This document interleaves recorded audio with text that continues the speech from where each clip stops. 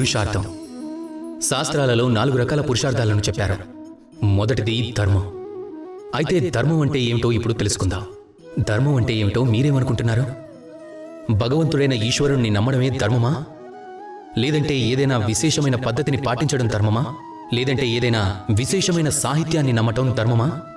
కాదు. ధర్మం అంటే ధారణ చేసుకోదగినది. ఏదైతే పవిత్రమైనదో దానినే ధారణ చేసుకోగలం. పవిత్రమని దేనినంటారు అంటే నిస్వార్థమైన దాన్ని. అందులో శాసనాలకు చోటుండదు. అది శాసనం కంటే గొప్పది. జలం, వాయువు మాదిరిగా. ఎవరైనా ఒక వ్యక్తి ధర్మాన్ని ధారణ చేస్తాడో అప్పుడు ఆ ధర్మం ఆ వ్యక్తిని రక్షిస్తుంది. దానినే ధర్మం అంటారు. ధర్మం దేని నుంచి రక్షిస్తుంది? అహంకారం నుంచి, చెడు ఆలోచనల నుంచి. అందుకే పురుషార్థాన్ని పొందటం కన్నా ముందు, ధర్మాన్ని పాటించడం కన్నా ముందు ధర్మానికి సరైన అర్థం ఏమిటో దాన్ని అర్థం చేసుకోండి, తెలుసుకోండి. ప్రతి ధర్మానికి ఆధారం, ప్రతి ధర్మానికి మూలం కేవలం ప్రేమే. రండి అదే ప్రేమతో చెప్పండి, రాధా కృష్ణ.